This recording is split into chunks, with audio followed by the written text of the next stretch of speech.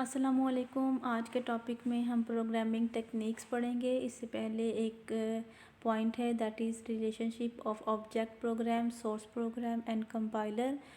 Object program में, source program में और कंपाइलर में का आपस में रिलेशनशिप क्या है।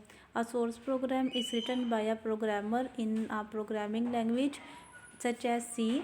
सोर्स प्रोग्राम हमारे पास ऐसा प्रोग्राम होता है जो कि एक प्रोग्रामर ने लिखा होता है और इसको कोई किसी ना किसी प्रोग्रामिंग लैंग्वेज में लिखा होता है, जैसे फॉर एग्जांपल सी है, C++ है, जावा है। This program is not in a form that a computer can understand. ये ऐसा प्रोग्राम होता है जो कि हमारा कंप्यूटर इसको डायरेक्टली अंडरस्टैंड नहीं कर सकता। A compiler translates that source program into the object program that the computer can understand and execute. तो कंपाइलर क्या करता है, ट्रांसलेट करता है इस प्रोग्राम को ऐसी फॉर्म में जो कि हमारा कंप्यूटर उसको अंडरस्टैंड कर सके। तो जो ट्रांसलेशन का काम होता है ये कंपाइलर का होता है।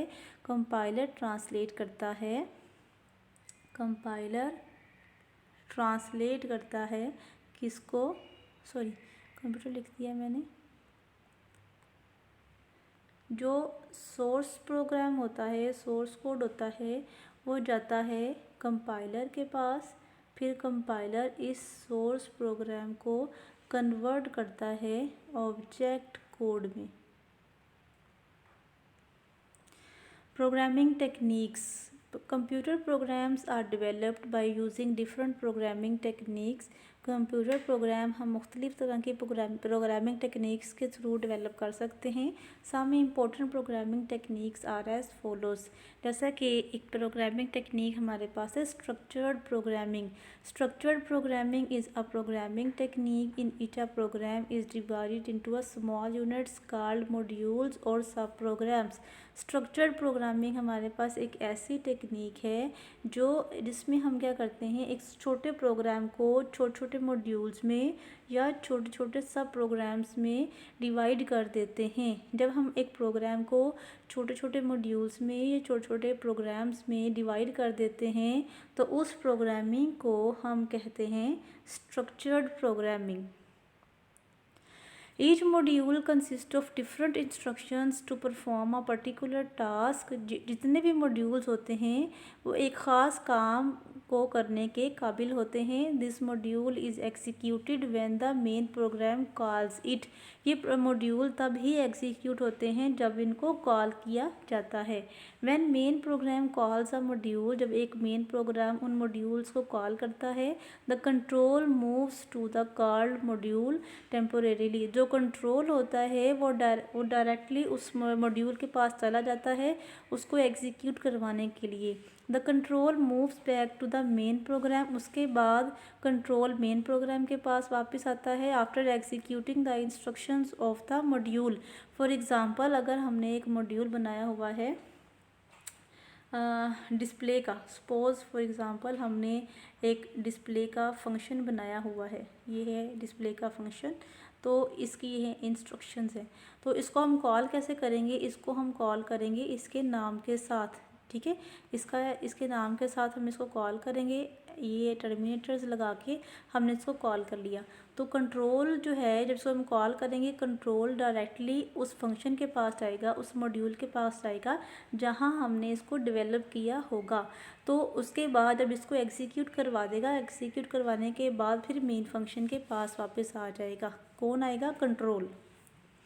Structured programming is an easy and simple technique for writing programs. Structured programming बहुत ही एक आसान मेथड है प्रोग्राम को राइट करने का। It makes program easier to write. ये हमें आसानियाँ प्रोवाइड करता है हम एक प्रोग्राम को राइट करने में, उसको चेक करने में, उसको रीड करने में और प्रोग्राम को मॉडिफाई करने में। This technique uses only 3 types of instructions. ये जो प्रोग्राम्स होते हैं 3 तरह की इंस्ट्रक्शंस को फॉलो करते हैं। So the programs are not very complex. इस वजह से हमारे प्रोग्राम ज़्यादा कॉम्प्लेक्स नहीं होते। Following types of instructions are used in this technique: sequential structure, conditional, selective structure, iterative repetitive structure, ये कंट्रोल स्ट्रक्चर भी है और जो स्ट्रक्चर प्रोग्रामिंग होती है इन 3 पॉइंट्स को फॉलो करती है, सिक्वेंशियल स्ट्रक्चर, कंडीशनल स्ट्रक्चर और आइट्रेटिव स्ट्रक्चर। सिक्वेंशियल स्ट्रक्चर में क्या होता है, जैसा कि आपको यहाँ पर फिगर नज़र आ रही है, ये सबसे पहले स्टेटमेंट 1 को एग्जीक्यूट करवाएगा, फिर स्टेटमेंट 2 को एग्जीक्यूट करवाएगा, फिर स्टेटमेंट 3 को एग्जीक्यूट करवाएगा, अनटिल अनलेस जब तक के सारी स्टेटमेंट्स एग्जीक्यूट नहीं हो जाती तब तक ये स्टेटमेंट्स को 1 बाय 1 एग्जीक्यूट करवाता रहेगा। In sequential structure the statement are executed in the same order in which they are specified in program. Sequential structure में उन सारे स्टेटमेंट्स को 1 बाय 1 एग्जीक्यूट करवाता रहेगा जब तक कि सारे स्टेटमेंट्स एग्जीक्यूट नहीं हो जाती तक, जो कि जिस सीक्वेंस में एक प्रोग्राम में उस स्टेटमेंट्स लिखी गई हैं ये उसी सीक्वेंस में उन स्टेटमेंट्स को एग्जीक्यूट करवाएगा। The control moves from one statement to other in a logical sequence. Control जो है लॉजिकल सीक्वेंस के साथ, यानी कि जिस सीक्वेंस में इंस्ट्रक्शंस राइट की गई हैं उन्हीं इंस्ट्रक्शंस के मुताबिक कंट्रोल उन स्टेटमेंट्स को एग्जीक्यूट करता है। All statements are executed exactly once. जितनी भी स्टेटमेंट्स होंगी, सपोज़ एक फॉर एग्जांपल हमने एक प्रोग्राम बनाया, उसमें हमने 10 स्टेटमेंट्स राइट की हुई हैं, तो ये क्या करेगा, कंट्रोल सबसे पहले नंबर 1 स्टेटमेंट को एग्जीक्यूट करवाएगा, फिर नंबर 2 को, फिर नंबर 3 को, और इसी तरह से बारी बारी सारी स्टेटमेंट्स को एग्जीक्यूट करवाने के बाद लास्ट पे नंबर 10 को एग्जीक्यूट करवाएगा। It means that no statement is skipped. इसका मतलब है फिर क्योंकि इसने सीक्वेंस वाइज हर स्टेटमेंट को एग्जीक्यूट करवाना है तो यहाँ पर कोई भी स्टेटमेंट फिर स्किप नहीं होती। And no statement is executed more than once. और इसी तरह से कोई भी स्टेटमेंट एक से ज़्यादा टाइम भी एग्जीक्यूट नहीं होगी। नेक्स्ट हमारे पास है conditional structure. A selection structure selects a statement और set of statements to execute on the basis of condition. Conditional structure में सिर्फ सिलेक्टिव स्टेटमेंट्स एग्जीक्यूट होती हैं, सारी स्टेटमेंट्स एग्जीक्यूट नहीं होती। ये जो स्टेटमेंट्स का एग्जीक्यूट होना कंडीशन पे बेस करता है। तो जैसे कि कंडीशन होगी, जो अगर कंडीशन ट्रू होगी तो ट्रू वाली स्टेटमेंट्स एग्जीक्यूट होंगी, अगर कंडीशन फॉल्स होगी तो फॉल्स वाली स्टेटमेंट्स एग्जीक्यूट होंगी। इन दिस स्ट्रक्चर स्टेटमेंट और set of statements is executed when a particular condition is true. इस सिचुएशन में जो क्या होता है, सेट ऑफ स्टेटमेंट्स एग्जीक्यूट होता है। अगर तो हमारी कंडीशन ट्रू होती है तो ट्रू वाली स्टेटमेंट्स एग्जीक्यूट होंगी, अगर स्टेटमेंट फॉल्स हो जाती है तो फॉल्स वाली स्टेटमेंट्स एग्जीक्यूट होती हैं। and ignored when the condition is false. It is also known as branching or conditional structure. इसको हम branching condition भी branching और conditional structure भी कहते हैं। Suppose a program displays pass if the student gets 40 or more than 40 marks. जैसे कि अगर हम यहाँ पर एक कंडीशन लगा दें कि अगर एक स्टूडेंट के 40 या 40 से ज़्यादा नंबर हैं तो वो स्टूडेंट पास है। अगर उसके 39 मार्क्स भी आ जाते हैं तो हम कहते हैं वो फेल है। तो ये हमने एक कंडीशन लगा दी हुई है। तो it displays fail when the marks are below 40। और अगर 40 से कम नंबर होंगे तो वो उसको मैसेज डिस्प्ले करवा दिया जाएगा कि वो फेल है। The program checks the marks before displaying the message. तो ये प्रोग्राम क्या करेगा, सबसे पहले मार्क्स चेक करेगा, मीन्स सबसे पहले कंडीशन चेक करेगा। अगर तो कंडीशन में ये आता है कि स्टूडेंट के मार्क्स 40 हैं या 40 से ज़्यादा हैं तो उसको मैसेज मिलेगा कि वो पास है। और अगर स्टूडेंट के मार्क्स जो हैं वो 40 से कम हैं तो उसको मैसेज डिस्प्ले करवाया जाएगा कि वो फेल है। तो यहाँ पर क्या हुआ कि हमने स्टेटमेंट को सिलेक्ट कर लिया अकॉर्डिंग टू कंडीशन। कंडीशन पे बेस करता है कि हमने कौन सी स्टेटमेंट एग्जीक्यूट करनी है। अगर तो ट्रू होगी कंडीशन तो ट्रू वाली स्टेटमेंट्स एग्जीक्यूट करवाई जाएंगी और फॉल्स वाली स्टेटमेंट्स स्किप कर दी जाएंगी। इसी तरह से अगर कंडीशन फॉल्स हो जाएगी तो फॉल्स वाली स्टेटमेंट्स को एग्जीक्यूट करवाया जाएगा और ट्रू जो स्टेटमेंट्स होंगी उसको जो है वो स्किप कर दिया जाएगा।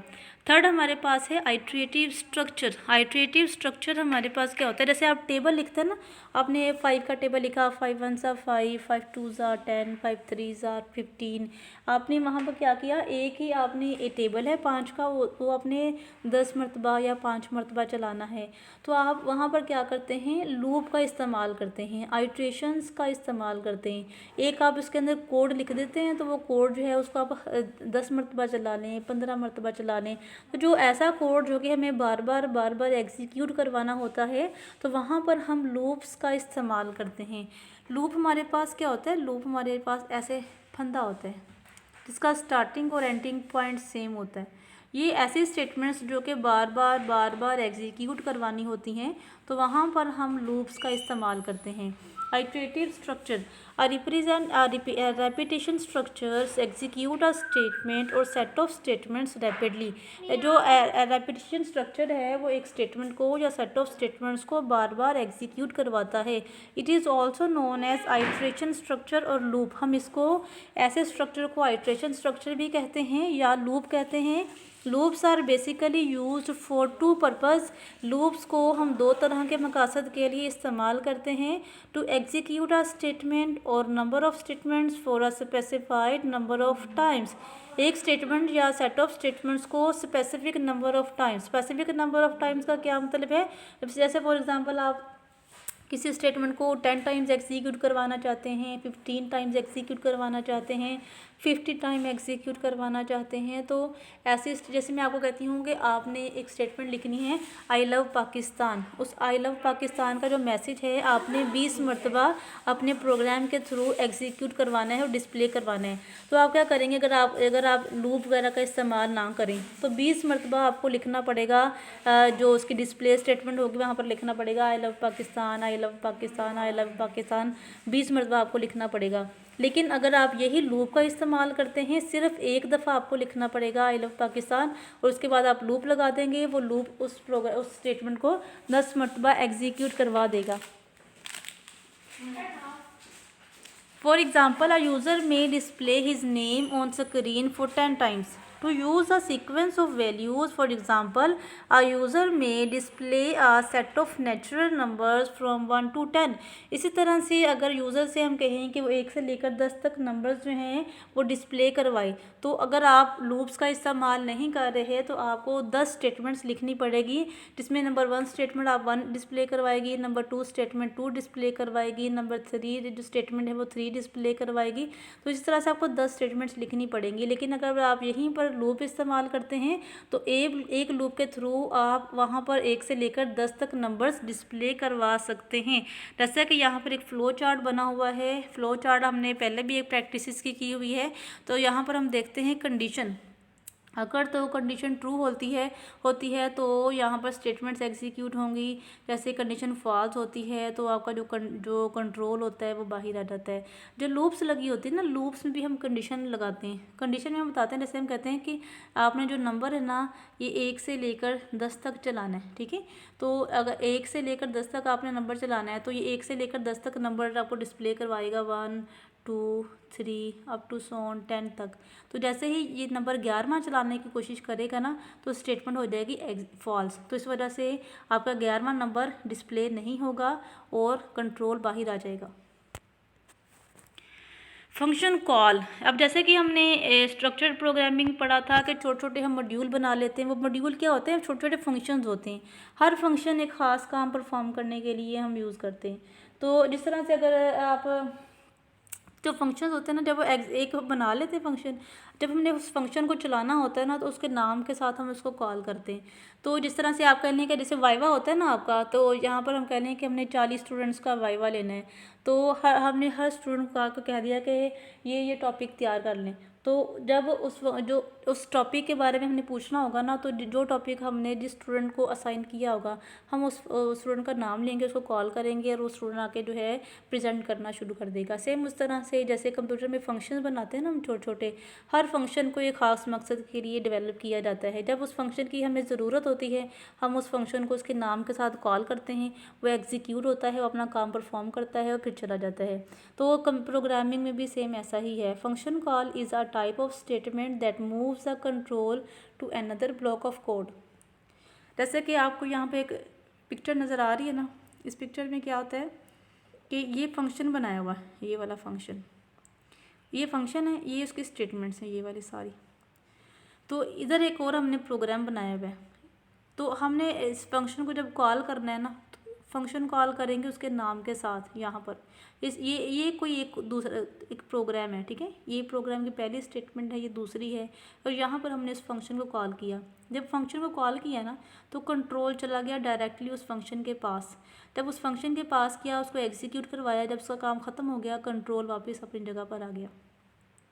जैसे अगर आप अपने डिपार्टमेंट की बात करें, जैसे आपका जो भी सब्जेक्ट है, अगर सपोज़ हम कंप्यूटर के स्टूडेंट की बात करते हैं, तो कंप्यूटर के स्टूडेंट ने अगर मैथ का सब्जेक्ट पढ़ना है, तो चूंकि हम तो कंप्यूटर साइंस के डिपार्टमेंट से बिलोंग करते हैं, हमारे पास तो मैथ का कोई टीचर है ही नहीं है, तो हम क्या करेंगे, मैथ डिपार्टमेंट जाएंगे। मैथ डिपार्टमेंट जाके कहेंगे कि हमें कंप्यूटर मैथ का एक टीचर चाहिए जो कि हमारी क्लास को पढ़ा सके। तो फिर मैथ के टीचर को हम उसके नाम के साथ कॉल करेंगे, उसके फंक्शन के साथ उसको कॉल करेंगे, वो मैथ का टीचर आएगा और आके पढ़ाएगा हमारी क्लास को और फिर चला जाएगा, ठीक है। सेम उसी तरह से जो फंक्शंस होते हैं, एक ख़ास मकसद के लिए फंक्शंस बनाए जाते हैं।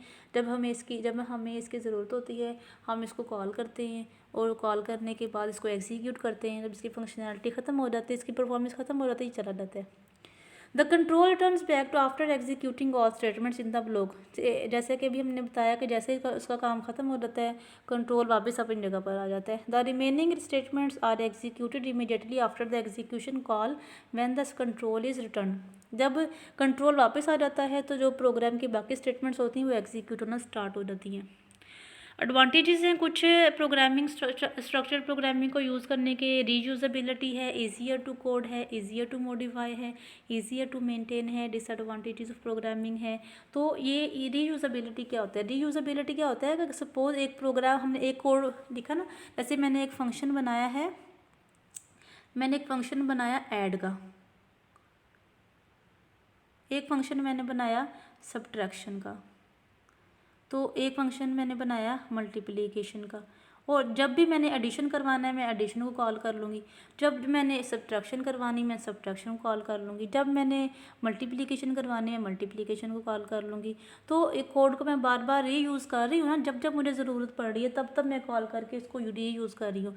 तो प्रोग्रामिंग ने मुझे ये फैसिलिटी, जो स्ट्रक्चर्ड प्रोग्रामिंग है उसने ये मुझे फैसिलिटी बता दी है कि मैं एक कोड को बार बार यूटिलाइज़ कर सकती हूँ।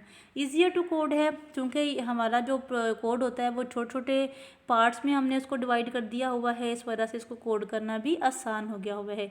मॉडिफाई का मतलब होता है चेंज करना, मॉडिफाई का मतलब होता है चेंज करना। सपोज जैसे कि छोटे छोटे हमने प्रोग्राम, छोटे छोटे फंक्शंस बनाने होते हैं ना, इस वजह से जो छोटे छोटे प्रोग्राम्स होते हैं उसको हैंडल करना आसान हो जाता है। उसमें कोई एरर आ जाती है, उसको फाइंड आउट करना, उसको रिमूव करना हमारे लिए आसान हो जाता है। ईजियर टू मेंटेन है, मेंटेन करना भी इसको आसान है, क्योंकि जो मॉड्यूल फंक्शंस होते हैं वो छोटे छोटे होते हैं, उसको हैंडल करना, उसको मेंटेन करना हमारे लिए आसान होता है। तो इस वजह से इसकी मेंटेनेंस भी आसान हो जाती है, मॉडिफाई भी आसान हो जाता है, कोड करना भी आसान हो जाता है, और हम कोड को रीयूज़ भी कर सकते हैं। लेकिन इसका कुछ डिसएडवांटेजेस भी हैं। In structured programming data can not be considered as independent from functions that manipulated. लेकिन इसका एक ड्रॉबैक है कि हम किसी भी फंक्शन को इंडिपेंडेंटली जो है वो यूज़ नहीं कर सकते। Procedural programming prevents the programmer from separating data from functions. तो यहाँ तक था आपका लेक्चर, जिसमें हमने स्ट्रक्चर्ड प्रोग्रामिंग के बारे में पढ़ा। आगे अगर किसी पॉइंट के समय नहीं आए तो आप मुझसे पूछ सकते हैं।